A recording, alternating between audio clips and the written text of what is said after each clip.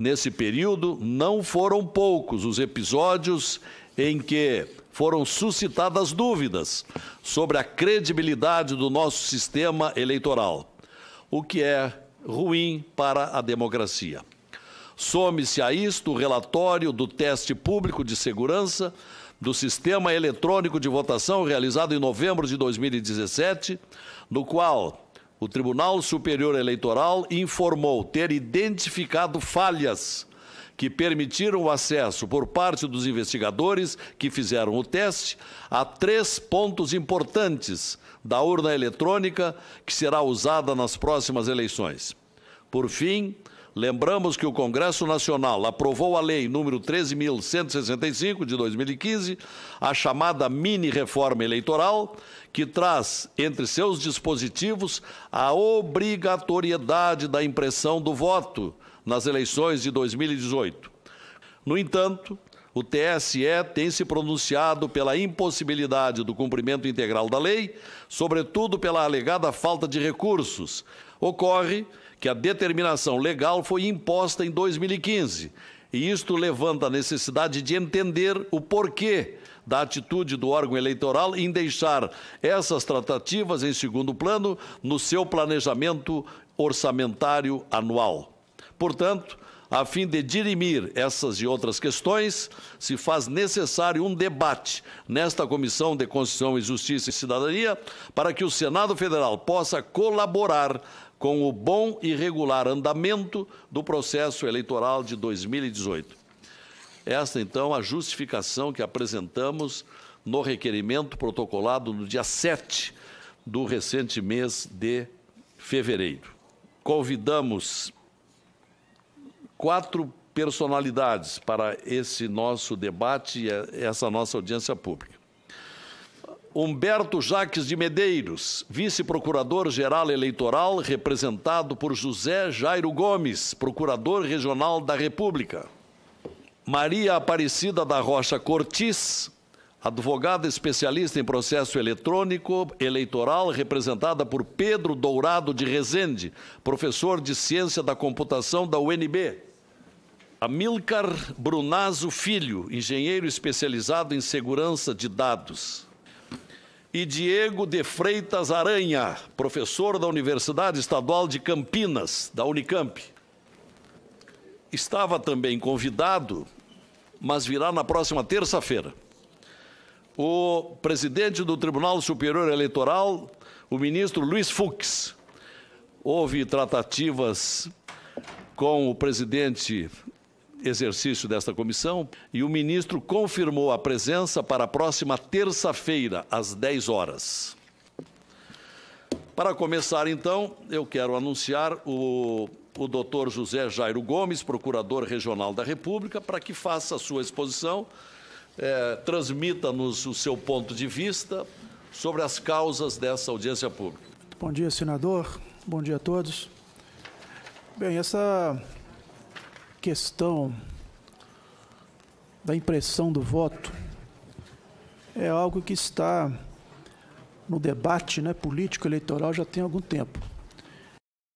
Bueno, então vamos seguir ouvindo os nossos convidados e anuncio a seguir o professor Pedro Dourado de Rezende, professor de Ciência da Computação da UNB. Bom dia, professor Pedro. Bom dia, senador. É um prazer e uma honra estar aqui nessa mesa a convite de Vossa Excelência e digo ao senhor em audiência que aguardei por esse momento por mais de 15 anos. Na época em que essa comissão era dirigida pelo senador Demóstenes Torres, ele nos recebia como especialistas organizados espontaneamente na sociedade civil, na forma de comitê multidisciplinar independente, da qual nós 3 que estamos nesta mesa como convidados fazemos parte, nos ouvia atentamente no gabinete, em privado, mas durante as audiências públicas ele sempre negava a nossa presença como convidado. Estou aqui em nome da advogada Maria Cortis, que também faz parte do Comitê Multidisciplinar Independente. Acho que me cabe, nesse momento, diante da manifestação já exarada pela plateia, apresentar um pequeno contraditório técnico a respeito do que foi dito aqui na abertura. Em relação ao BU, é um instrumento que serve para auditoria de uma etapa apenas do processo de votação, que é o de totalização, onde os BUs que vêm das urnas eletrônicas são somados.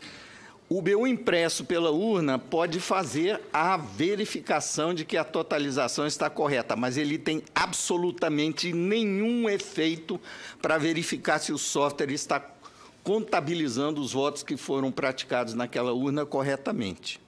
Para isso, a auditoria eletrônica é um jogo de gato e rato que quem entra para fiscalizar já sabe que o jogo está perdido, porque o software que vai na urna para fazer trapaça, ele sabe como verificar se ele está sendo fiscalizado ou se ele está ali numa eleição verdadeira, e ele, em podendo alterar a soma dos votos computados naquela urna, ele vai apagar o rastro da sua... Eu estou sendo questionado porque é do regimento não apresentar cartazes. Siga, professor. Obrigado. Gostaria de comentar que talvez o mais lamentável nesse episódio, trazido pela interrupção, ao invés da presença dos cartazes, seja a ausência dos colegas do senador. Apenas o senador Capiberibe está presente nessa audiência.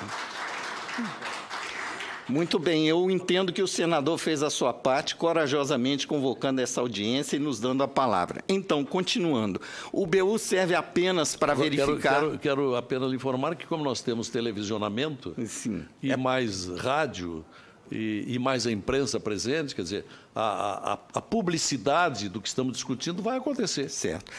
O que eu lamento é a possibilidade de dialogar com os senadores que defendem a posição contrária que a gente está trazendo aqui, né? Bem, continuando então, o BU é um elemento que serve para fazer auditoria em uma parte apenas do processo. Em relação à votação paralela como teste de segurança, a partir do momento que foi introduzida a identificação biométrica, senador, ele se tornou absolutamente inócuo para esse propósito. Por quê? Uma vez o senhor já percebeu como é que os batedores de carteira operam? Eles só vão meter a mão na carteira quando o dono da carteira não está prestando atenção. Então, ele tem que observar a vítima para ver se ela está atenta ao que ele está fazendo. Se ela não estiver atenta, é quando ele vai agir. Um software que é inserido na urna por vários meios possíveis, que meus colegas vão poder explicar quais são em seguida, vai primeiro testar, verificar se ele está sendo observado num teste ou se ele está numa eleição verdadeira. E só vai fazer o que ele foi preparado para fazer de trapaça se ele perceber que não está sendo testado. Ora, com a identificação biométrica, o teste de votação paralela tem que simular eleitores de uma sessão eleitoral verdadeira no dia da eleição. Portanto, nenhum dos que vão pressionar o botão para inserir votos no teste vão ser identificados corretamente pela biometria. Neste caso, a urna que tem identificação biométrica vai dar 100% de falha de identificação biométrica durante o teste. É claro que uma linha de programa apenas é suficiente para detectar que o software trapaceiro está sendo submetido a um teste nesse momento e ele vai ficar quietinho, não vai fazer a trapaça. Entender isso como um teste de segurança é tentar enganar o eleitor que tem alguma capacidade de raciocínio. E isso é uma afronta do ponto de vista técnico, continuar insistindo que o teste de votação paralela continua sendo um mecanismo de auditoria. Continuando, estamos aqui para... Minha função, basicamente, é relatar o que houve em relação ao processo de cumprir a lei que exige o voto impresso como um mecanismo de verificação pelo eleitor de como o seu voto pode ser contabilizado. A lei foi aprovada em 2015 e a primeira iniciativa da Justiça Eleitoral para cumprir a lei, a partir daí, foi um contrato sem licitação para uma entidade sem fins lucrativos, chamada Flextronics, fazer um modelo de votação eletrônica com voto impresso. Um contrato de R$ 7 milhões que foi cumprido à risca pela empresa ou pela entidade e que produziu, conforme especificado no contrato, 30 protótipos de uma urna que imprimiria votos. mas ao preço de R$ 3.700 cada nova urna, um desperdício totalmente desnecessário, que só faria sentido se a impressora fosse fazer parte do sistema de votação como um dispositivo desacoplado da urna, que teria que ser integrada ao sistema de votação por um mecanismo de comunicação que podia ser interceptado por eleitores. Ao passo que, em 2002, quando a lei precisou ser cumprida, a solução mais óbvia e simples foi a de acoplar a urna fisicamente à impressora, conectando fisicamente, de forma elétrica, a impressora à urna, para que não fosse necessário replicar todo o sistema de contabilidade de votos e de proteção eletrônica que a urna já tem para essa impressora. Tanto é que a urna atual, sem impressão do voto, já tem uma impressora que faz parte da urna, que imprime o BU. Todas elas têm. Então, o sistema de software da urna já está preparado para dialogar com uma impressora. Não é necessário contratar uma empresa para desenvolver toda uma replicação do sistema da urna a pretexto de precisar imprimir o voto. E foi essa solução que foi encomendada em 2017. Quando foi entregue o protótipo, o 2016, está me corrigindo aqui o doutor Amilcar. Quando foi entregue os protótipos, houve uma audiência na Câmara, se não me engano, né, em que foi levantada a questão que, em 2009, quando a Lei Vigia, que exigia o voto impresso, foram contratadas a compra de 150 mil urnas que não previam a inclusão da impressora do voto. O TSE foi questionado por que ele não estava cumprindo a lei que exigia impressão do voto na compra de 150 mil urnas, e a resposta que o TSE deu através de um comunicado oficial, comunicado 10, número 10 daquele ano, era de que o modelo que estava sendo licitado já vinha configurada para receber um módulo de impressão de votos acoplável a ela, em que, portanto, quando fosse o caso, seria compradas as impressoras como um dispositivo adicional que seria acoplado à urna. Bem, então, quando isso foi trazido à tona agora em 2017, o TSE simplesmente ignorou que já tinha gasto 7 milhões com um modelo caríssimo, desnecessário, e fez um edital que foi uma verdadeira afronta à soberania nacional, porque um edital praticamente dirigido, porque fazia exigências desnecessárias para fornecimento de venda casada de material de papel, inclusive, com características desnecessárias de durabilidade, etc., e que foram, de certa forma, direcionadas para que nenhuma empresa que fabrica simplesmente impressoras pudesse ganhar essa licitação. O senhor permita, como o senhor está entrando de rijo na questão fundamental dessa audiência pública, que é a parte técnica. Sim. Então, permita que eu lhe interrompa e faça uma ou duas perguntas. O senhor está dizendo que 150 mil urnas já estão preparadas para impressão, já estão acopladas a impressoras? Caso a informação fornecida pelo TSE na ocasião seja verdadeira. Bom, quantas urnas o Brasil tem?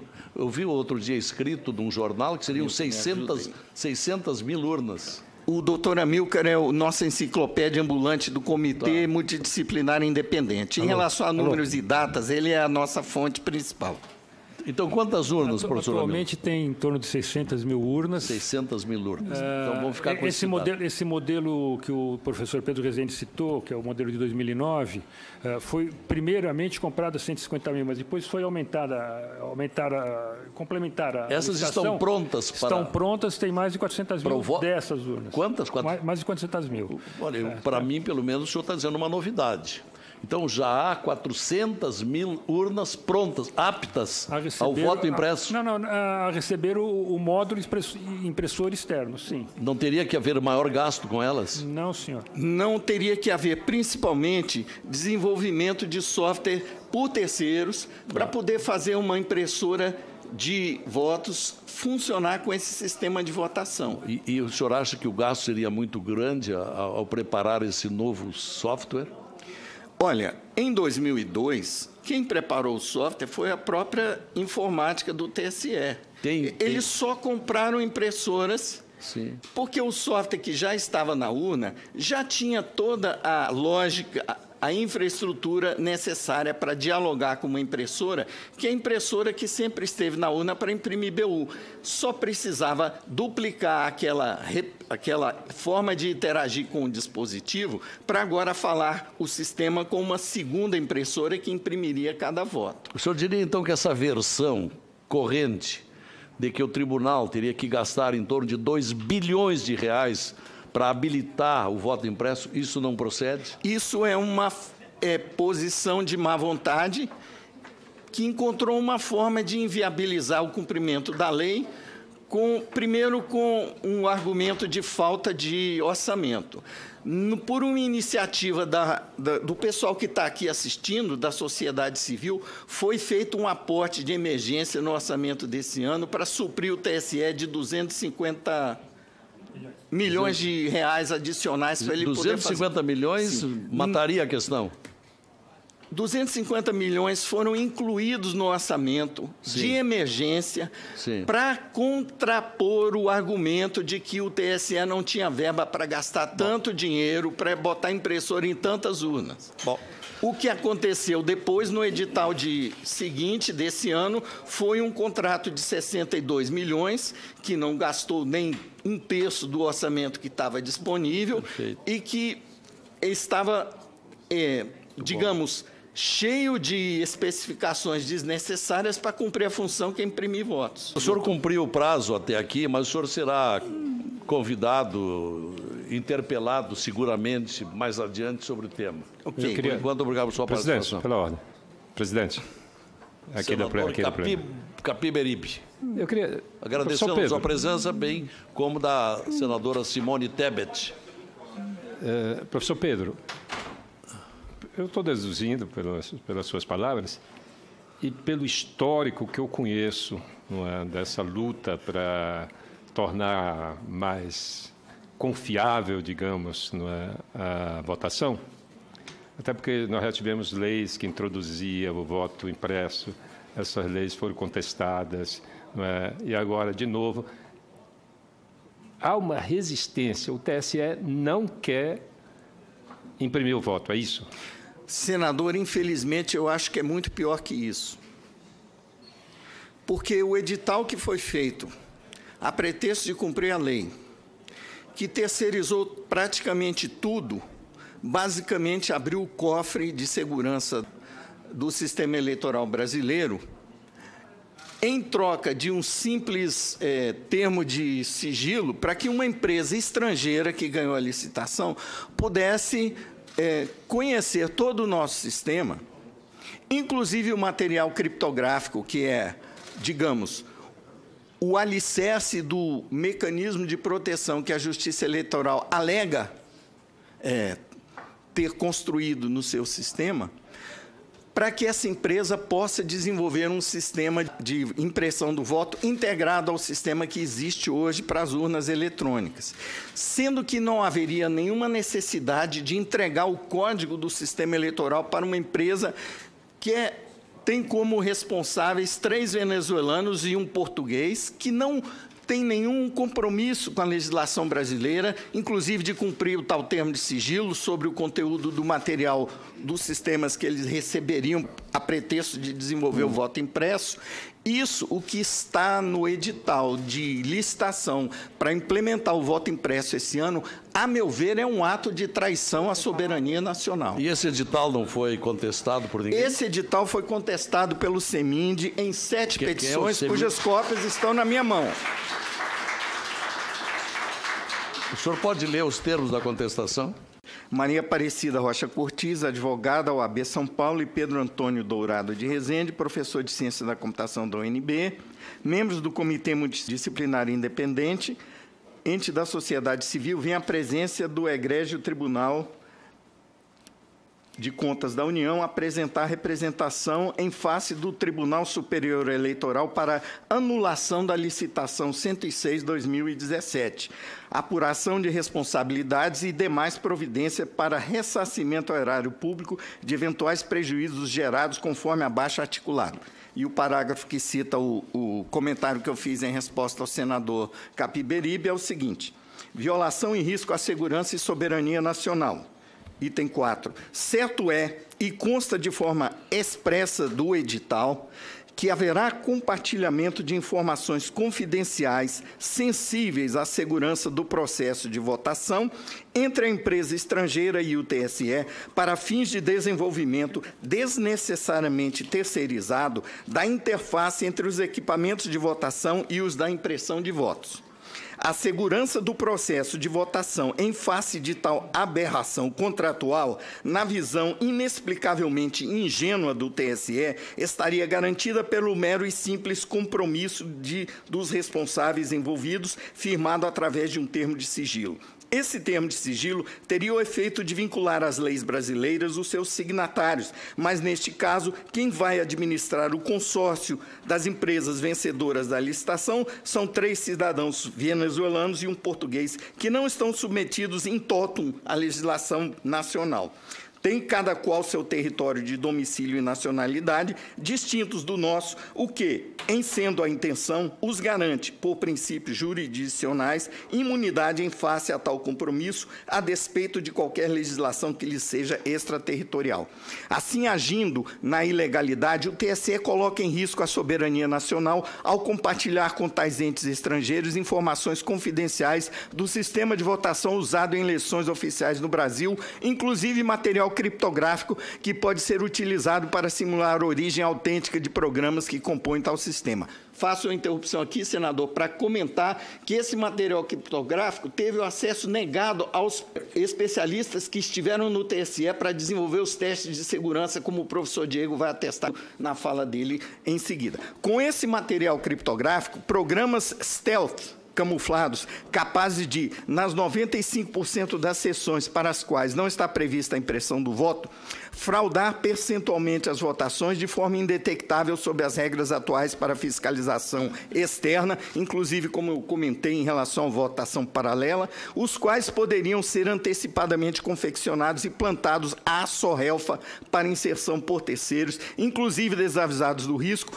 como se fossem programas legítimos, pois passarão como tal perante os dispositivos internos de autenticação ao longo de qualquer dos pontos intermediários da cadeia de custódia dos componentes do referido sistema, com o efeito nefasto de contaminá-lo para fins inconfessáveis, com o agravante no fato de os entes contratados para custodiar esse material criptográfico não terem vínculo ou obrigação com o Estado de Direito Nacional, o que compromete o cerne da nossa atual democracia. Quando tentamos, com esse argumento, impugnar a licitação, o argumento do TSE, o senhor não vai acreditar, os senhores não vão acreditar. Para nós do CEMIND, do Comitê Multidisciplinar Independente, está no edital, mas não vai ser feito, nós não vamos entregar. Então, por que está no edital? Perfeito. Obrigado, professor. Doutor Pedro de Rezende, peço que o senhor nos consiga uma cópia dessa peça. Essa audiência pública, Vossa Excelência, olha, caiu do céu. Porque se nós não nos movimentarmos politicamente, não vai haver impressão do voto, porque essa é a decisão de um grupo muito fechado que está acima da lei. Até esse o problema momento... é que o judiciário brasileiro está acima da lei. Eles não cumprem, o judiciário brasileiro não se vê na obrigação de cumprir a lei. Eles cumprem as resoluções deles. Se eles baixarem uma resolução para não imprimir o voto, acabou. Aí só Deus tira. Nenhuma tecnologia de segunda, terceira e quarta geração, que for a evolução do voto eletrônico, existe sem materialização do voto. Todas têm materialização do voto. Nos Estados Unidos, ali é realmente uma federação, mais de 40 estados, dos 50, usam sistemas eletrônicos com votação. Ali eles usam o sistema do voto escaneado, a maior parte deles. Alguns com voto impresso, outros voto escaneado. Mas, enfim, no mundo inteiro, a evolução sempre foi do voto manual. A maioria dos países continua no voto manual. Tá? Dos 200 países aí que existem, 150 continuam com voto manual. Os que foram para o voto eletrônico começaram indo para o voto modelo DRE, que é o modelo brasileiro. Alguns abandonaram o modelo DRE, como Holanda, Alemanha, eles abandonaram, declararam que era inconstitucional, porque não dava transparência, o eleitor não pode conferir para quem foi gravado o seu voto. Outros migraram para a segunda geração, que é a urna eletrônica com voto impresso. Já tem países na terceira, já tem países na quarta geração, todos com voto materializado. Tá? O único país que ainda está estacionado na primeira geração é o Brasil. O modelo continua sendo o modelo de primeira geração de 1991. O resto dos países já abandonou. Então, quando se fala que o voto impresso é um argumento muito comum de quem defende contra o voto impresso, dizer que ele é um retrocesso, vai votar para o voto manual. Não, ele não é igual ao voto manual, é diferente, é outra coisa, e ele é uma evolução. Eu desafio a quem disser que o voto impresso é um retrocesso que me apresente um único país que evoluiu da urna com voto impresso para a urna sem voto impresso. Não existe. Só existem dezenas de países que evoluíram da urna sem voto impresso para a urna com voto impresso. E isso é evolução. É o caso da votação paralela. O teste de votação paralela que o TSE faz, o eleitor não é identificado pela biometria, porque o eleitor não está lá no TRE para fazer a votação. É o funcionário do TRE que está lá, põe o dedo dele, é rejeitado, ele digita uma senha, libera e vota. E fica registrado no arquivo de log. Então, basta no arquivo de log o programa fraudulento verificar que o arquivo de log a liberação foi não biométrica e não faz a fraude. Então, o teste de votação paralela, que é um teste que existe por lei, a lei obriga a ter o teste de votação paralela, se tornou inútil com a urna biométrica. A urna biométrica não atende à lei que manda ter o teste de votação paralela em condições normais de uso, porque a urna biométrica não permite fazer uma simulação em condições normais de uso, que é identificar o eleitor com o dedo dele mesmo. Tá? Desculpa, é uma questão técnica, mas é o seguinte, a votação paralela não serve como teste de integridade do software. Então, a sua posição é de que a identificação biométrica se presta para fraude? Ela se presta no sentido, se me permite, senador, de que deixa o eleitor relaxado em relação à posição e à função dele de fiscal do cadastro. Porque se ele acha que a identificação biométrica é invencível, ele não vai se preocupar se na sessão dele tem alguém votando por alguém. Quando toda identificação biométrica, por ser probabilística, é passível de erro e precisa ter um mecanismo de backup para permitir falsos negativos, falsa identificação, não violarem o direito do eleitor de votar. Então, a senha que o mesário usa para liberar o voto continua lá funcionando. Por isso, o mesário mal intencionado pode liberar o voto para gente que vai votar em nome de outro, como ele podia fazer antes, só que agora com o eleitor descansado, achando que não tem mais esse risco, porque a identificação biométrica vai dar resultado correto 100%. Porque então, com a biométrica, ele não apresenta o título, ele não... Se o mesário... Mas se ele mostra uma carteira com fotografia... Mas se o mesário está comprometido com a fraude, ele vai ignorar que a identificação é falsa. Deixa eu falar, Pedro. Tá bom, mas nós temos que ter o mesário comprometido. O que eu quis dizer é o seguinte, o eleitor deixa de ter o olho no mesário porque ele acha que a má-fé do mesário não está mais na equação, não pode mais ser parte de um processo de violação do cadastro. Mas o mesário, muitas vezes, não é um, são vários mesários. Teria que... Por sessão eleitoral é um. Sim, mas tem o presidente, tem o secretário, tem normalmente 3 ou 4 integrantes da mesa. Senador, o fabricante do mecanismo de identificação biométrica garante que o equipamento que ele fornece ao TSE está homologado para apresentar um índice de erro de falso negativo de 1%. O preço do dispositivo é proporcional a esse índice de erro. Muito bem, o que aconteceu na eleição brasileira, primeira que teve biometria, mais do que isso, pôde divulgar os resultados estatísticos. Um índice de erro de identificação biométrica de 7%. Em algumas sessões eleitorais de Alagoas e do Piauí, o índice de erro da identificação biométrica foi acima de 50%. Isso, senador, é indício de fraude, segundo o fabricante do dispositivo, Porque o mesário está liberando votação acima dos erros que são esperados para aquele dispositivo de identificação. Como o eleitor não está preocupado com isso, porque ele acha que a identificação biométrica é sacrossanta, se tiver ali um mesário mal intencionado, ele está sem a supervisão do eleitor e dos fiscais, pelo que ele está fazendo, a pretexto de que o dispositivo está dando erro toda hora. Então nos diga, nós estamos diante de duas hipóteses de fraude. Uma que é a da urna e a outra que é a da identificação biométrica. Como professor de segurança computacional, eu estou convencido que a identificação biométrica é um cavalo de Troia para a segurança do sistema eleitoral, do ponto de vista do eleitor que quer eleição limpa. Do ponto de vista de quem quer controlar todo o processo centralizadamente, é um mecanismo de segurança. Vamos dizer que a identificação biométrica seja honesta. Ali adiante, pode haver a fraude ali adiante na urna? A identificação biométrica é honesta, senador. Vai dar em torno de sessões eleitorais com 300 eleitores, vai dar em torno de 3 falsos negativos, em média, por votação.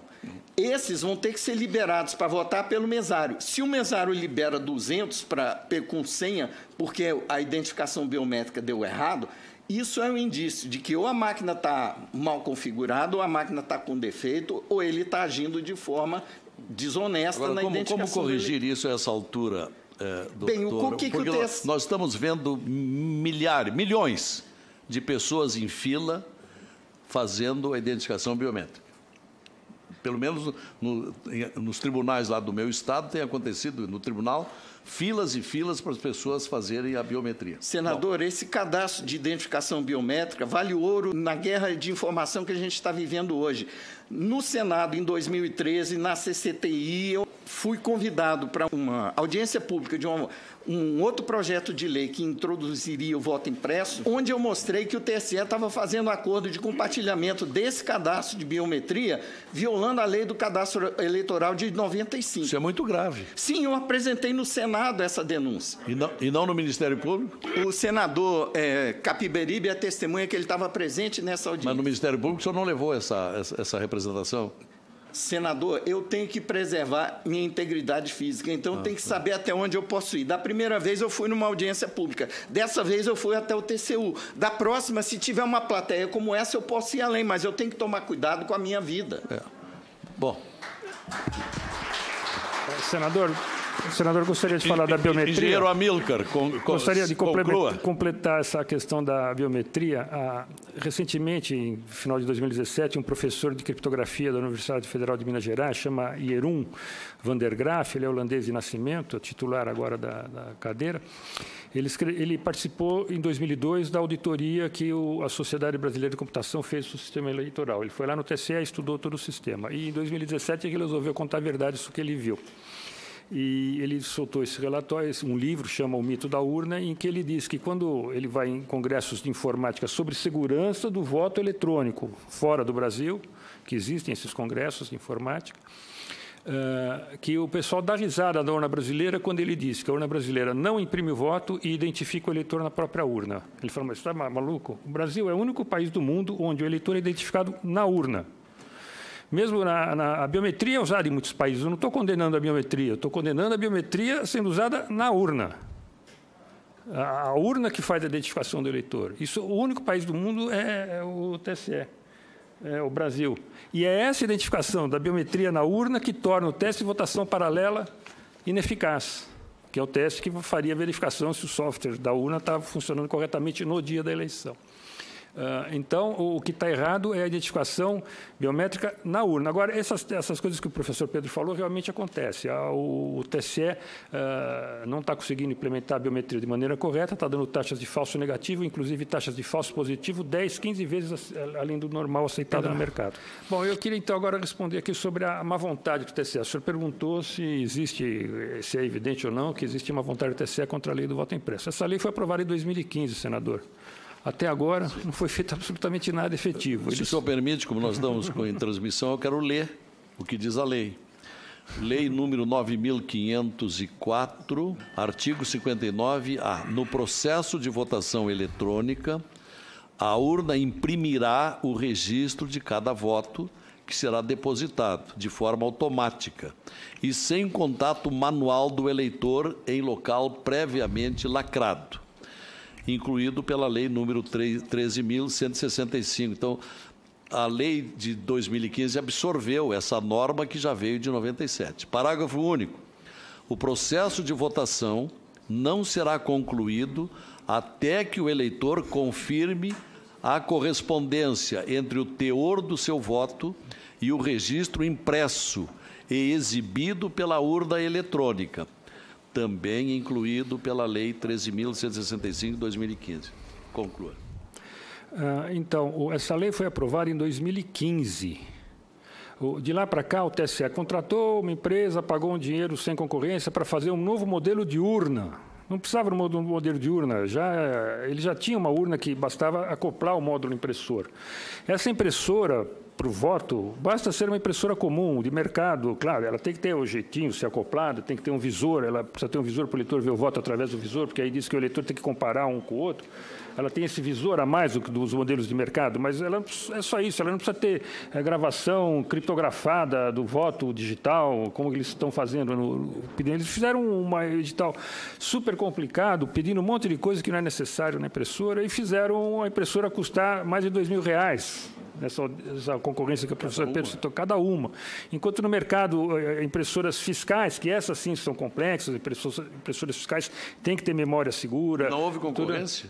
Não, houve uma concorrência, entrou uma empresa só estrangeira, essa Smartmatic, e a outra empresa brasileira que entrou para fantasia, lá só para fingir que era concorrência. Ela era uma empresa comerciante que só vende artigos de R$1,99. Faltou seriedade por aí. Não. E quando ela foi, a segunda empresa foi chamada a apresentar um protótipo, ela desistiu, falou, não tem condição de fazer. Ela nem o protótipo fez. Agora, engenheiro Amílcar, o doutor Pedro disse há pouco que já tem 400 mil urnas aptas. Aptas a receber o módulo impressor externo.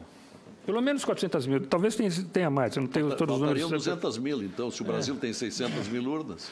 Não, mas talvez tenha mais. Eu não tenho o número todo certinho de cabeça, mas eles compraram. A primeira licitação era de 250 mil, foi aumentada, foi para 350 mil, passou de 400. Tem mais urnas. Então, o custo para preparar essas eleições com voto impresso... Bastaria comprar impressora. É relativamente pequeno. Pequeno. Seria... É só fazer uma impressora fiscal, que é mais complexa, ela tem que ter criptografia dos dados lá dentro. A impressora do voto não precisa criptografar o voto. Ela vai imprimir e mostrar e cuspir o papel, né? Vai cair na sacola lá atrás. Ela não precisa criptografar informação nenhuma. E para um governo que libera 1,5 bilhão para o fundo eleitoral... Isso aí não é nada.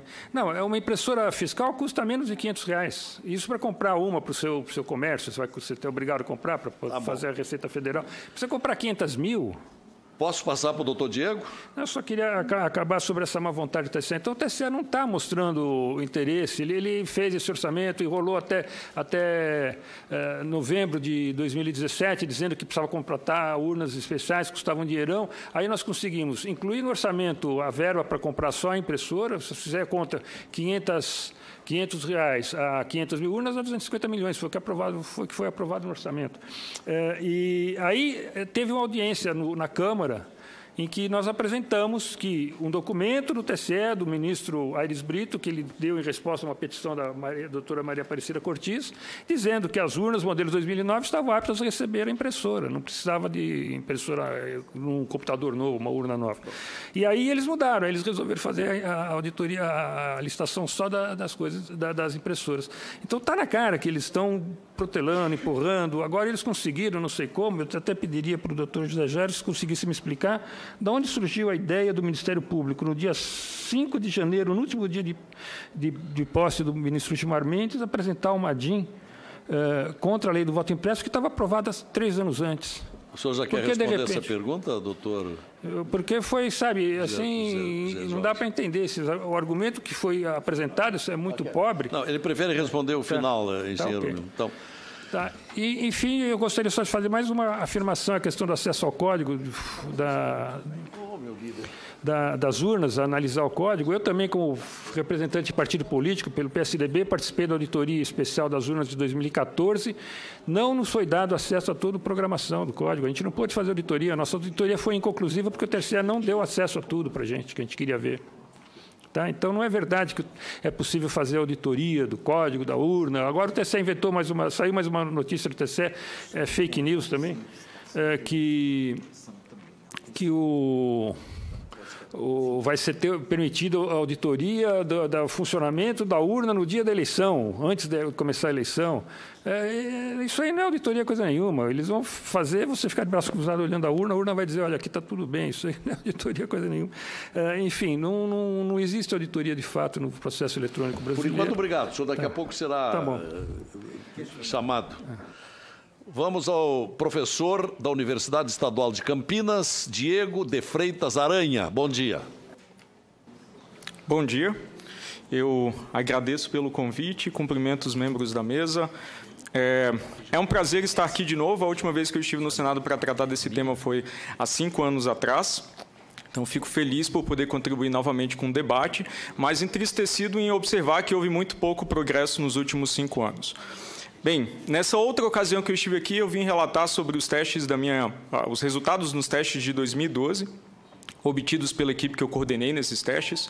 A nossa equipe venceu aquela edição dos testes do TSE e a gente apresentou, para vencer aquela competição, era um modelo de competição, um ataque que quebrava o sigilo do voto. Então, a gente demonstrou nas restrições do teste, que era possível recuperar os votos de uma urna eletrônica em ordem, sabendo exatamente como o primeiro, segundo, terceiro eleitores e assim por diante votaram, baseado apenas em informação pública. Outra consequência, outro resultado importante nesses testes, que a gente não teve tempo de explorar, porque eles têm um escopo e tempo limitados, que a integridade do software de votação e, consequentemente, dos resultados produzidos pela urna eletrônica dependia de segredos inseridos diretamente no código-fonte do software, do programa, que é uma decisão de projeto que viola as boas práticas desde os anos 90 na área de segurança. Assim, isso é questão de livro-texto, não é fronteira de tecnologia. Isso é desaconselhado desde que a área de segurança é uma área formalmente constituída. Bem, é importante observar que um sistema puramente eletrônico de votação, todas as suas propriedades principais, como o sigilo do voto e a integridade dos resultados, dependem unicamente da qualidade do software, dos mecanismos de segurança nele implementados e na resistência desses mecanismos a uma subversão, a um ataque externo. Portanto, esses sistemas são especialmente vulneráveis ao que a gente chama de fraude interna. Um programador mal intencionado que, de repente, trabalha no tribunal e tem acesso privilegiado ao sistema e está na posição também privilegiada para montar uma fraude em larga escala, talvez indetectável se ele for sofisticado o suficiente. Esse tipo de abordagem de fraude interna não pode ser exercitada nos testes de segurança do TSE.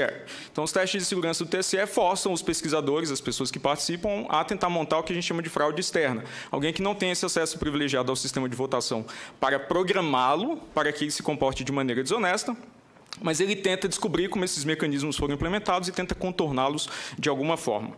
Então, eu coordenei novamente uma equipe em 2017 nos testes de segurança, equipe composta por Pedro Iossis, Caio Luders, Tiago Cardoso e Paulo Matias, de diferentes estados do Brasil, e a gente novamente obteve resultados muito, como que eu posso dizer, com muito sucesso nos testes, né? Sucesso para a equipe, não exatamente para o TSE. E foi dito aqui que esses testes ocorrem em condições particulares. Isso é fato. As condições de trabalho de pesquisadores nos testes do TSE são tipicamente piores do que um fraudador teria na prática. Eu vou listar algumas das restrições. A gente tinha, por exemplo, 4 dias para observar o código-fonte, que tem mais de 10 milhões de linhas de código, algo que é impossível de qualquer humano fazer num prazo tão curto. A gente tinha 4 dias para montar ataques contra o sistema. Eu imagino que um fraudador não precisa obedecer restrições de tempo tão rigorosas. A gente tinha inicialmente apenas um computador para a equipe poder usar, então a gente teve que solicitar mais computadores, o que demanda, no ambiente dos testes, burocracia, solicitar autorização para entrada de software que era do nosso domínio para poder utilizar dentro dos testes, autorização para instalar aquele software nos computadores fornecidos pelo TSE. No total, a gente preencheu múltiplas instâncias de mais de 8 tipos diferentes de formulários. Isso só para funcionar durante os testes. Então, durante os testes, você perde muito tempo lidando com as restrições dos próprios testes e não exatamente montando os ataques e tentando analisar a segurança do sistema, como é o objetivo original. Uma grande novidade desses testes é que a gente pôde fazer notas em papel, que não era possível em 2012. Então, a gente pôde copiar trechos de código em papel, só que a gente não podia cruzar a sala com essas notas para usar as notas obtidas a partir do código-fonte num ambiente onde a gente, de fato, avaliava a segurança do equipamento. Eu acho que, novamente, um fraudador não teria esse tipo de restrição, especialmente se ele tem acesso privilegiado ao sistema. Uma outra novidade desses testes é que o TSE tomou a liberdade de apagar trechos de códigos sensíveis contendo chaves criptográficas do código-fonte do sistema. Ou seja, a base de código fornecida para os pesquisadores não estava completa. Talvez por reconhecer que o acesso a essas chaves criptográficas fornecia também acesso privilegiado ao sistema, já que todas as suas propriedades de segurança terminam dependendo do seu conhecimento. De qualquer forma, a gente conseguiu contornar todas essas restrições e exploramos uma sequência de vulnerabilidades durante os testes que permitiram a gente chegar até o ponto de adulterar o software de votação para injetar código de nossa autoria para ser executado no ambiente da urna eletrônica. Obtendo acesso ao software de votação, a gente descobriu que tinha 2 módulos do programa que não tinham sua integridade verificada. Esses 2 módulos cumpriam 2 funções. Uma delas era manter o registro cronológico de eventos pela urna eletrônica, desde o processo de instalação até o encerramento da votação. E o outro, basicamente, proteger o registro digital do voto, que é aquela lista embaralhada, armazenada em formato eletrônico das escolhas do eleitor, que o TSE alega ser o mecanismo de recontagem, mas como ele é produzido pelo próprio software, ele não pode verificar a contagem eletrônica feita por ele próprio. Bem, então, no terceiro dia de testes, a gente já tinha acesso a esses dois componentes do software para injetar trechos de códigos de nossa autoria. No último dia dos testes, a gente teve os principais progressos, porque a gente passou a não mais interferir com as funcionalidades fornecidas por esses 2 componentes de software, mas utilizar esses 2 componentes de software para alterar o comportamento do software de votação. Então, uma das coisas que a gente fez na tarde do último dia de testes foi alterar mensagens de texto que são exibidas para o eleitor durante a votação para fazer propaganda para um certo candidato. Novamente, se a gente tinha acesso ao software de votação para introduzir comandos nossos, ele podia se comportar exatamente como a gente queria. Então, uma forma muito fácil e evidente de mostrar que a gente tinha controle sobre o software de votação é alterar uma mensagem visível para o eleitor. A gente também fez bastante progresso na direção de desviar votos de um candidato para outro. A gente chegou a ter uma versão do ataque pronta e funcional nas nossas máquinas, nas máquinas onde a gente estava trabalhando. Mas a gente não teve tempo de testar essa versão do ataque na urna eletrônica, porque nos testes, todas as nossas tentativas de ataque demoravam em 40 minutos para você instalar a urna, rodar todas as rotinas de autoteste, reiniciar novamente, dar início a uma votação. Então, todos esses procedimentos tomam muito tempo do investigador, né, que, novamente, não necessariamente é restrito no caso de um fraudador minimamente habilidoso. Não é exatamente uma surpresa que o software de votação tem essas vulnerabilidades, no sentido de que todo software é intrinsecamente vulnerável. É exatamente por isso que a gente não deve confiar resultados de eleição incondicionalmente a software de votação, ou a software. Não. É por isso que é importante ter um outro comprovante físico, o registro físico do voto, que permita ao eleitor, que não tem treinamento especializado, auditar se o voto específico dele, as escolhas que ele decidiu inserir no equipamento, são registradas corretamente em uma outra mídia, para que essa outra mídia sirva para auditoria, a recontagem, dependendo dos procedimentos eleitorais. Isso não é a minha opinião pessoal, esse é o entendimento da comunidade técnico-científica internacional, e isso segue exatamente a experiência de todos os outros países que implantaram o voto eletrônico em algum momento.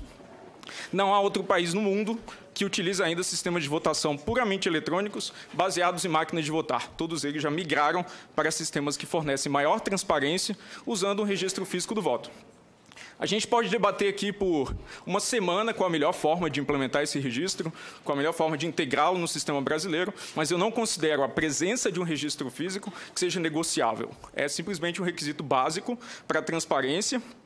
Em épocas de política e eleições cada vez mais polarizadas, que a gente vai ter vitórias cada vez mais apertadas, não pode haver uma dúvida, uma indecisão sobre qual o resultado correto e acurado das nossas eleições. O engenheiro Amílcar queria também lhe fazer uma pergunta.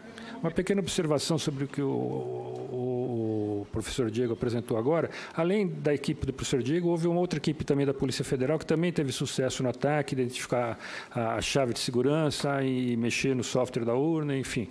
O que as duas equipes fizeram, para simplificar bem, se vocês entenderem, eles conseguiram duas coisas que o TSE alega que não é possível.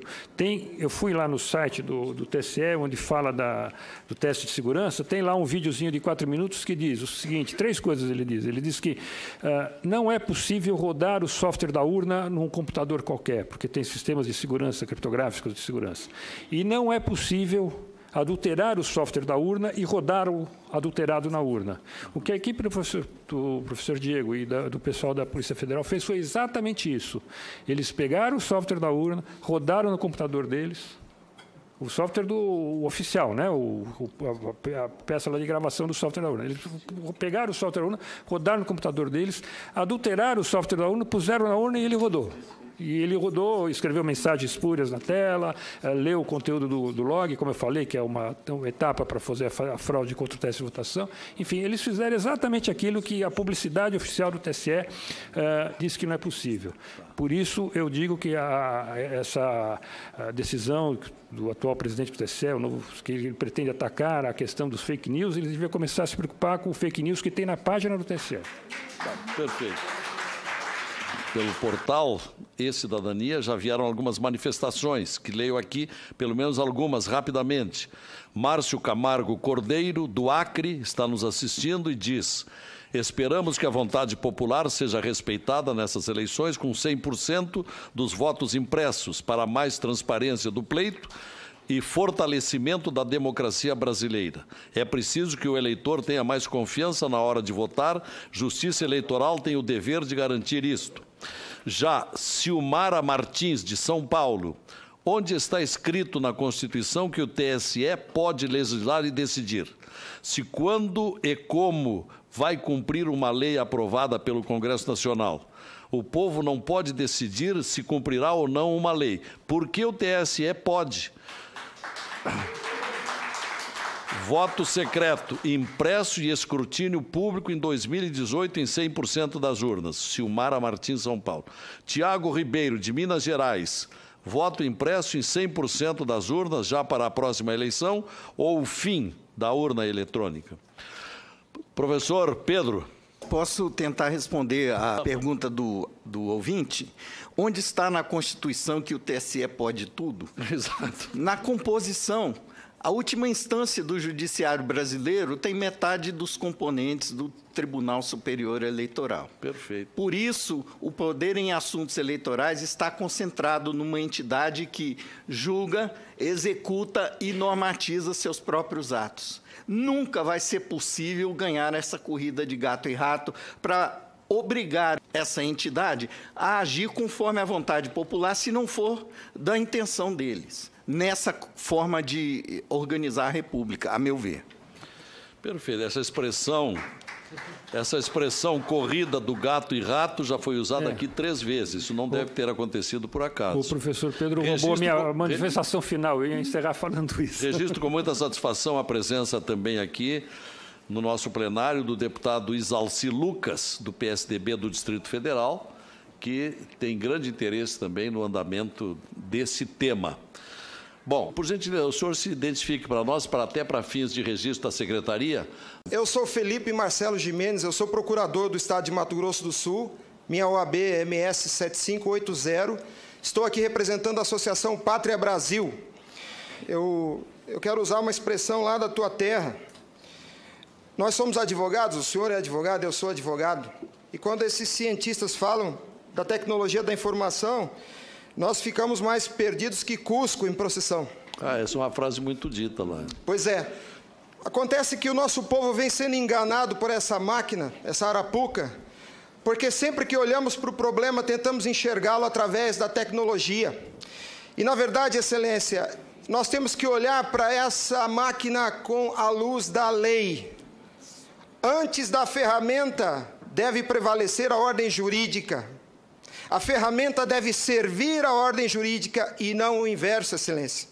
Nós estamos vivendo uma inversão, onde a ordem jurídica é posta de joelhos diante da ferramenta. por falar em colocar de joelhos a conduta do ministro Gilmar Mendes em protelar por 2 anos o cumprimento dessa lei, deu motivo ao impeachment, ao pedido de impeachment. E eu vou mais além. Me parece que, na verdade, a conduta dele configura o crime de prevaricação, porque se omitir na obrigação do ofício é prevaricação. O que está acontecendo aqui, Excelência? Um dos pilares da República está sendo quebrado. Nossa democracia e a cidadania desse povo está sendo violada, desrespeitada. No entanto, eu quero lembrar aqui uma frase de Billy Graham, um homem que dedicou 99 anos da vida para o bem do próximo. Ele dizia: a coragem é contagiosa, e o senhor está vendo aqui só alguns dos corajosos que se levantaram. Há uma onda gigantesca sendo levantada nesse país, um tsunami que vem em direção a Brasília. Os cidadãos estão indignados. O Tribunal Superior Eleitoral não pode recusar o cumprimento à lei. Se fosse uma ordem judicial, o senhor, Excelência, não teria o direito de cumpri-la parceladamente. É uma lei, não tem vício de forma, nem de iniciativa, nem de conteúdo. Vou ao ponto. Fala-se muito da máquina, eu quero falar do ato jurídico. O senhor, como advogado, entende bem desse assunto. Somente o exercício do voto é secreto para garantir ao cidadão a liberdade de escolha. O ato seguinte, porque o processo eleitoral é feito de etapas, o ato seguinte é um ato administrativo. A contagem de um voto é um ato administrativo e se submete a um requisito de validade sob pena de ser nulo, que é o princípio da publicidade. Qualquer ato administrativo deve ser público. Entenda, Excelência, nós queremos auditar o fato jurídico, não é a máquina. Não nos interessa o software nem a máquina, nem antes nem depois. Nós queremos auditar o fato, que por natureza é um evento. O evento se perde, por isso a necessidade de dar corpo físico ao fato da contagem do voto, para que se conheça, para que se cumpra o princípio da publicidade, porque a publicidade é erga omnes, é para todos os cidadãos, não é só para o eleitor que olha no visor. Essa contagem do voto deve ser feita para que todos os cidadãos tenham a oportunidade de fiscalizá-la. E não é a contagem de milhões de votos, é a contagem de um voto, de cada voto é um ato administrativo, e será nulo se não for público. Há vários princípios constitucionais que vêm sendo quebrados desde que a Arapuca foi inventada lá em 97. A cidadania, a publicidade, a moralidade, a legalidade e a própria república, porque nós cidadãos não temos sido respeitados na nossa escolha. Nossa escolha só será respeitada se ela for retratada no corpo físico da impressão para cumprir o princípio da publicidade. O voto, o exercício do voto é secreto, mas a contagem deve ser pública. E qual que é a artimanha da urna? Ela estende o segredo do exercício até a última etapa. E o sagrado BU, eu vou usar uma expressão de alguém, eu não lembro quem é o proprietário dessa frase. A seita do Santo Byte tem no altar o BU. O BU não prova nada, Excelência. Quando o BU é imprimido, já houve a contagem dos votos em segredo. A fraude já aconteceu, porque cada voto contado deve ser público. O BU informa ao senhor, Excelência, o total. Nem no condomínio onde eu moro não aceitaria uma eleição assim. Imagine, Excelência, se eu fosse candidato a síndico, colhesse a urna e fosse contar dentro do meu apartamento e voltasse e comunicasse aos condôminos. Aqui está o resultado, eu fui eleito. O BU é a prova da fraude, Excelência. O BU é a prova da fraude. Doutora Simone, apesar de muito jovem, foi minha professora na faculdade. Ela é, talvez, a cabeça mais qualificada nesse Senado para rezar esse discurso, para dizer o que é um ato administrativo. Gostaria que ela estivesse aqui. O que acontece?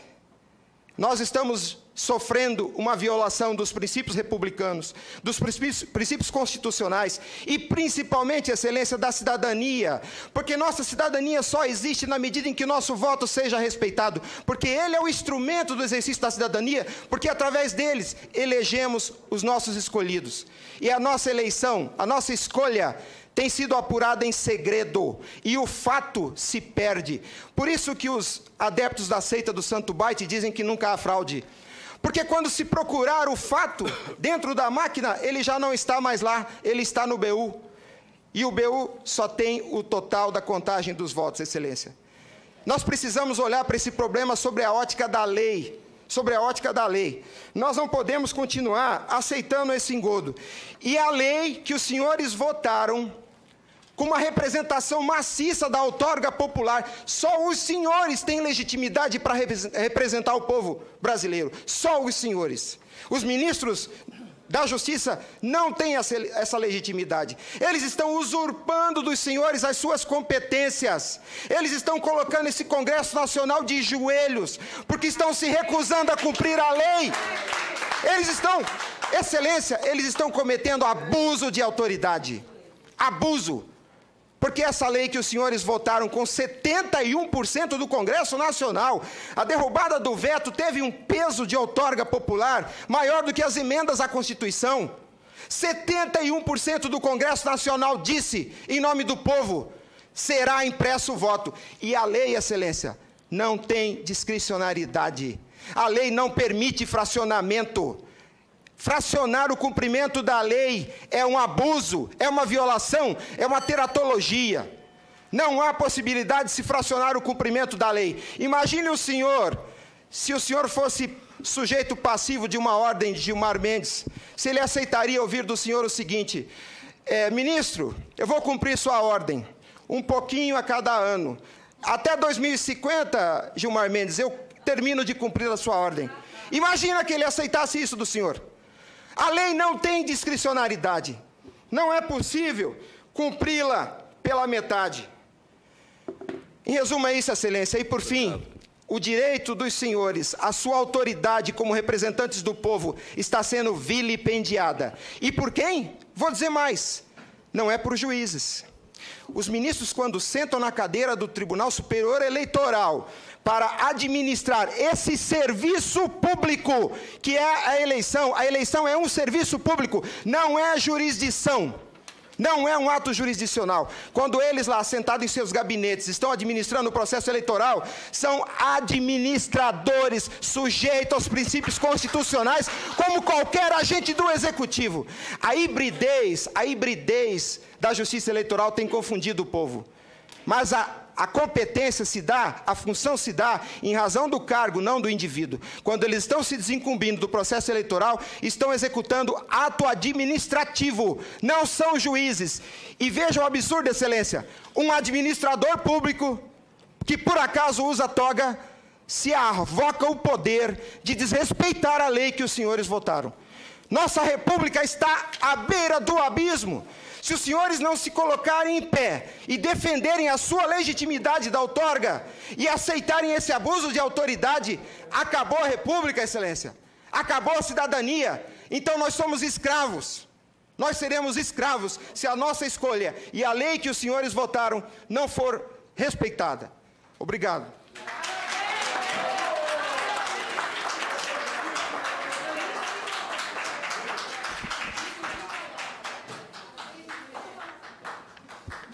Presidente. Bom, antes de passar a palavra ao senador Capiberibe, eu quero dizer que nós ouvimos aqui pronunciamentos muito valiosos. Os objetivos dessa audiência pública estão sendo alcançados.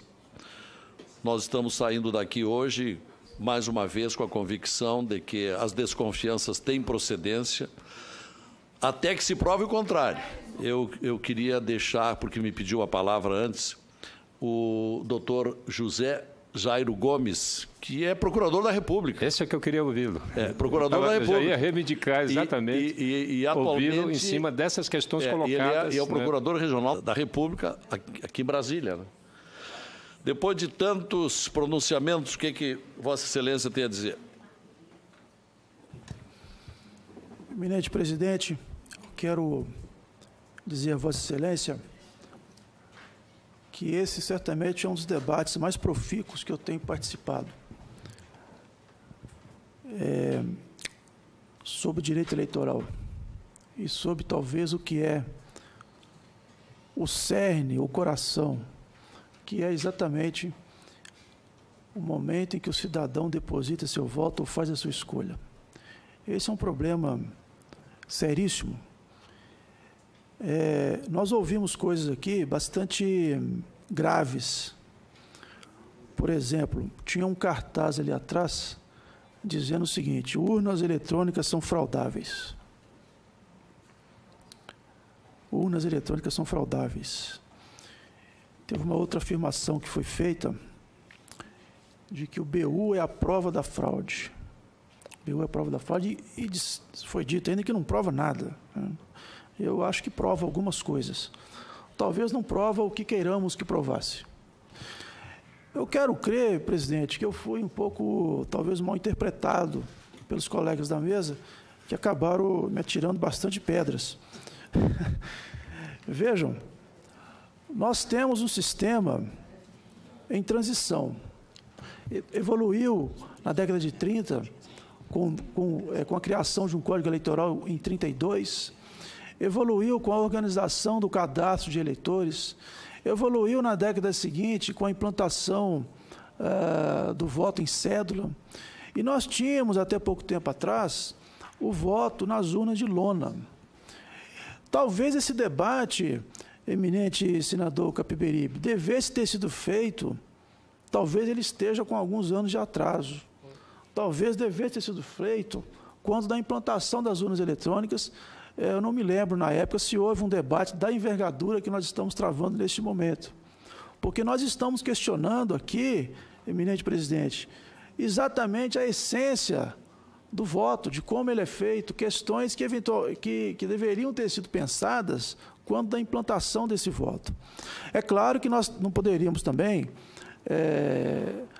passar a considerar a teoria da conspiração, né? Todo mundo está empenhado, né? O presidente da mesa receptora de votos, os auxiliares dele, o vice-presidente da mesa e todos mais, os fiscais dos partidos que estão presentes lá na hora da votação, o juiz também, o Ministério Público também, enfim, todo mundo deveria se juntar ali para realizar essa fraude que todo mundo tem denunciado. Acredito que, na realidade, não é bem assim. Ora, o fato, por exemplo, de se desconfiar do processo licitatório que levou à aquisição de urnas, quer dizer, o professor Pedro, ele enfatizou bastante na fala dele esse momento, né? Ou seja, foi adquirido sem licitação, a licitação foi fraudulenta. Eu tenho a impressão que isso aí não é o cerne da nossa discussão nesse momento. Não usei essa palavra, procurador. Não usei a palavra fraude em nenhum momento. Vossa Excelência disse, se eu não me falha a memória, que houve problemas na licitação. Alguém aí disse que a licitação, alguém disse que a compra que foi feita pelo TSE foi uma licitação sem consistência. Quer dizer, isso para mim, traduzido em um sinônimo, nós diríamos que houve fraude, né? Eu acho que o Ministério Público deveria ser, eminente presidente, ser formalmente solicitado a tomar providência, se é que chegou-se a dizer aí que houve crime de prevaricação também. Agora, o que fazer? A lei está sendo descumprida, eminente senador Capiberibe. O judiciário descumpre frequentemente as leis. Bem, eu, particularmente, eu não posso responder pelo Poder Judiciário. Também não posso responder pela Procuradoria-Geral da República, porque eu não sou nem o presidente do Supremo, nem o Procurador-Geral da República. Mas, procurador, não cabe ao Ministério Público tomar a iniciativa de investigar? Claro que cabe ao Ministério Público. Quando ele verifica, quando ele verifica, por exemplo, que houve um crime ou que houve uma irregularidade desse porte, ele pode ter, mas ele tem que verificar isso. Quer dizer, cabe ao Ministério Público investigar o descumprimento da lei. Veja, o que é descumprimento, o que é descumprimento da lei? Porque o TSE não disse que não implantaria o voto impresso. Veja, a biometria está sendo implantada tem quanto tempo? Tem mais de 5 anos. Ou seja, eu me lembro que há pouco... Não existe lei que obrigue a ter biometria. Eu me lembro que O senhor está convicto que o TSE está cumprindo a lei e que a transparência está sendo observada, cumprido o princípio, ou isso não tem importância? Pode ser cumprido em 10 anos, os eleitores não têm direito a que seu voto seja auditado. Não, veja bem, não é isso que eu estou dizendo. Eu não sou. É a minha acusação de fraude. Eu não estou aqui. Eu estive no TSE, eu quero falar. A senhora não está pedindo nem permissão. Não, a mesa tem controle aqui. Eu estou por presente. Não, mas até admito que as suas ponderações sejam procedentes. Só nós precisamos manter a ordem. Tem o artigo 184 do Regimento Interno que diz o seguinte: é permitido a qualquer pessoa assistir às sessões públicas do lugar que lhe for reservado, desde que se encontre desarmada e se conserve em silêncio, sem dar qualquer sinal de aplauso ou aprovação ao que nela se passar. Tá. Com relação aos protestos, já ouvimos aqui a saciedade. O pronunciamento aqui do doutor Felipe Jimenez foi muito forte, eu diria, contundente, deve ter muita procedência. Agora, nós temos limites aqui, porque os objetivos que nós temos com esta audiência pública é saber a opinião de técnicos, ao mesmo tempo do aspecto jurídico, para podermos levar adiante. A partir de agora, nós vamos nos reunir para ver qual é o encaminhamento que nós vamos dar dentro da CCJ, da Comissão de Constituição e Justiça. A questão, o Ministério Público está fiscalizando o descumprimento da lei? Bem, como eu disse, o TSE não disse que não implantaria o voto.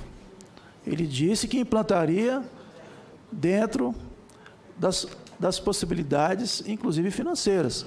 Não seria do Ministério Público Eleitoral encaminhar um pedido à presidência do TSE, perguntando se não é verdade que tem 400 mil urnas prontas para trabalhar nessas eleições? O que custariam as restantes? Enfim, levar adiante esses questionamentos para não sofrer uma interpelação como a que nós ouvimos aqui, de que poderia estar havendo omissão do Ministério Público Eleitoral.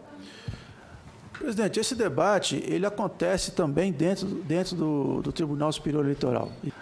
Ou seja, isso é um processo que vai sendo realizado. Pela ordem, senhor presidente. Excelente. Senhor presidente, Agora, eu só lhe faço uma última pergunta. Senhor presidente. Me parece que, já vamos lá, estou lhe devendo. Uma pergunta. Mas, doutor José Jairo, existe ou não uma lei há vários anos determinando esse voto impresso? Essa lei... Senador, existe uma lei de 2015... Existe, nós não devemos cumpri-la? Existe uma lei de 2015 e existe também, é bom dizer isso, uma decisão do Supremo Tribunal Federal na legislação anterior dizendo que era inconstitucional. Por exemplo, havia, por exemplo... É inconstitucional essa lei? Não, essa não. A anterior. Havia uma lei anterior... anterior a essa. Um dos argumentos que se dizia... era de que o voto, quando o eleitor retira o voto, isso poderia, por exemplo, servir para o mecanismo de compra de voto. Né? Retirar voto? Que isso? Não, Excelência, então, colega procurador. A pergunta, depois eu tenho que ir aqui ao senador Capiberibe, ao deputado Isalci, e depois nós temos que encerrar, porque os objetivos nós já chegamos. Nós já estamos com uma ideia bem clara do que está acontecendo. Gostaria de fazer uma parte também, se possível. Tá, mas então o senhor, seja breve, por favor. Eu fui citado, gostaria de... Presidente. Também... Então, pela ordem. Presidente Lazier Martins, eu exijo que Vossa Excelência cumpra o regimento interno. Senador Capiberibe. Muito obrigado, presidente. Muito obrigado. Obrigado. Capiberibe. Nós já nos manifestamos em relação ao voto impresso. Há 15 anos que trabalhamos, apresentamos projeto de leis na Câmara, através da deputada Janete Capiberibe, com a assessoria do doutor Amilcar Brunazzi e de Maria Aparecida. Só um lembrete, o senhor foi o relator desse projeto de lei do Azeredo que o procurador apresentou, José Jairo. O senhor foi o relator e esse projeto foi arquivado. Exatamente. Aqui no Senado. Então, nós aprovamos uma lei do voto impresso em 2003. E caiu em 2004. A lei não foi cumprida na eleição municipal. Ou seja, há, de fato, uma intenção de não fazer valer a lei. E essa audiência, Vossa Excelência tem inteira razão de chamar essa audiência, é para revelar à nação que há uma conspiração contra a democracia. Perfeito.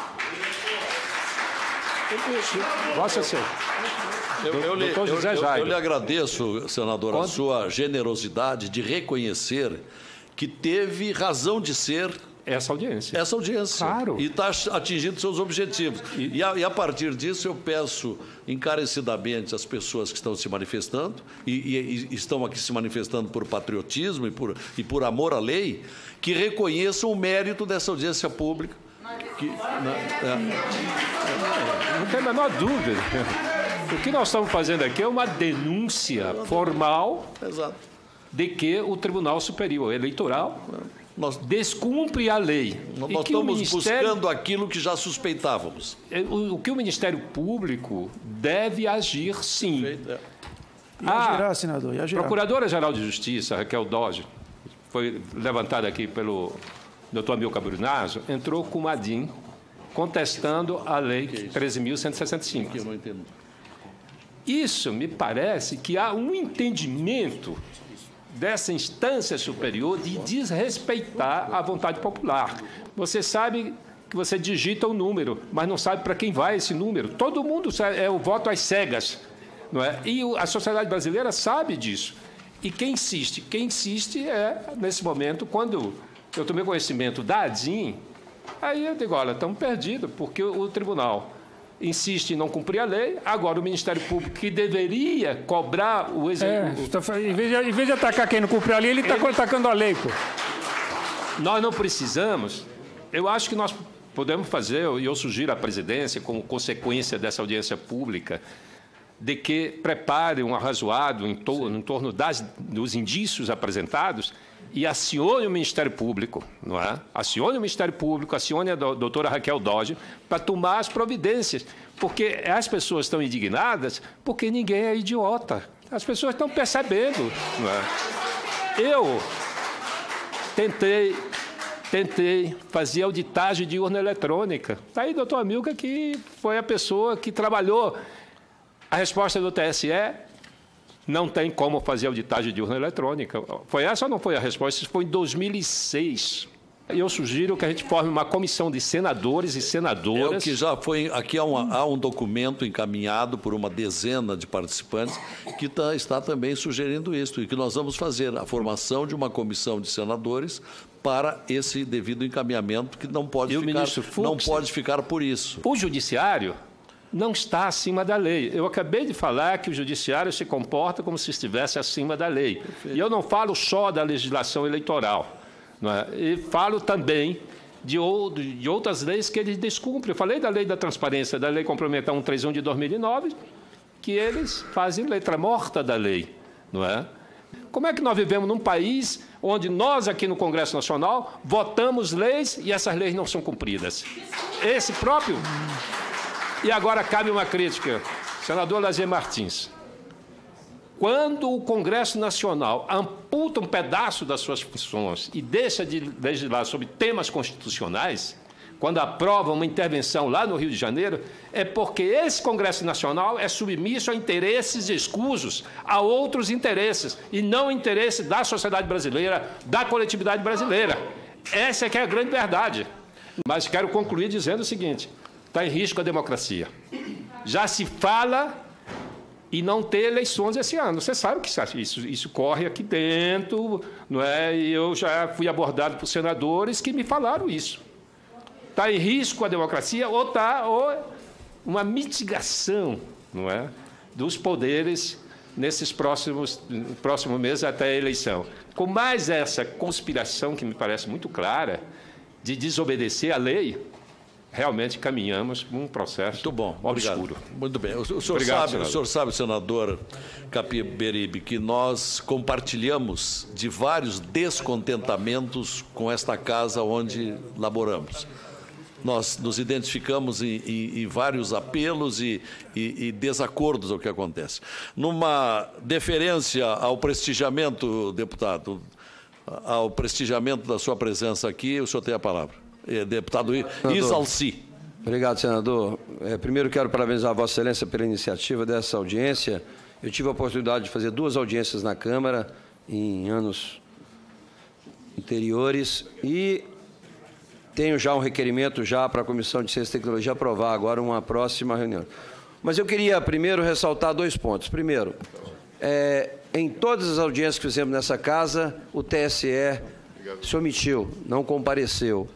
Inclusive, a última feita na Câmara tinha uma audiência pública marcada para o dia seguinte, ele antecipou para o dia da audiência da Câmara, exatamente para não comparecer e justificar a ausência dos membros do TSE. Quem é? Quem que não compareceu? O TSE não mandou nenhum representante para as audiências que fizemos. De formação, eu sou contador, sou auditor. E não existe lógica de um mesmo poder, como foi dito aqui muito bem pelo doutor Pedro, essa possibilidade do mesmo poder legislar, né, operacionalizar, que é o que acontece, fiscalizar e julgar. Isso é um absurdo completo. Nós não podemos admitir que haja esse procedimento completo no TSE. E talvez em função disso, perda de poder, que eles não querem mudar esse sistema.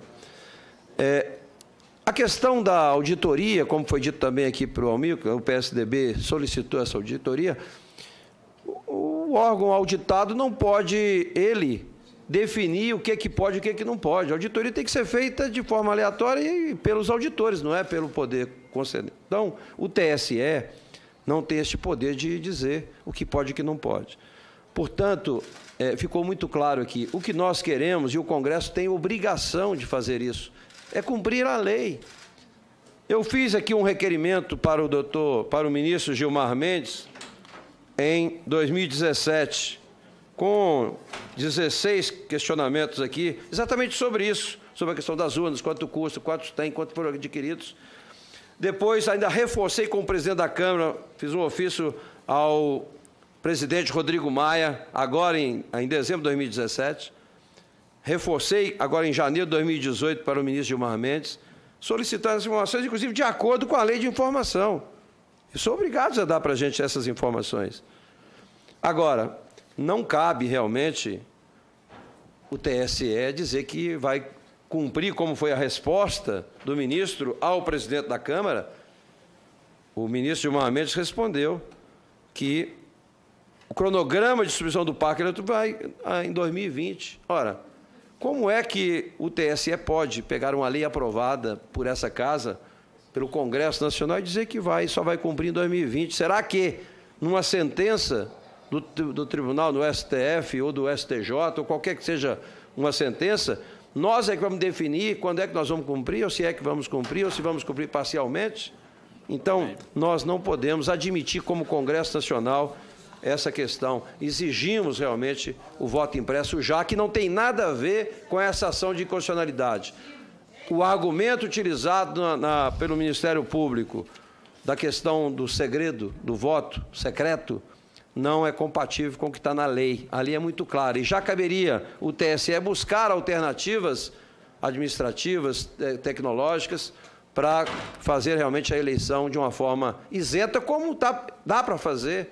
Qualquer técnico dá para dizer, para mostrar que não vai ter manipulação, não vai ter nada disso, como foi colocado nos argumentos do Ministério Público. Portanto, parabéns, Vossa Excelência. E espero que o TSE, de fato, compareça aqui na terça-feira para realmente dar maiores esclarecimentos. Muito obrigado. Perfeito.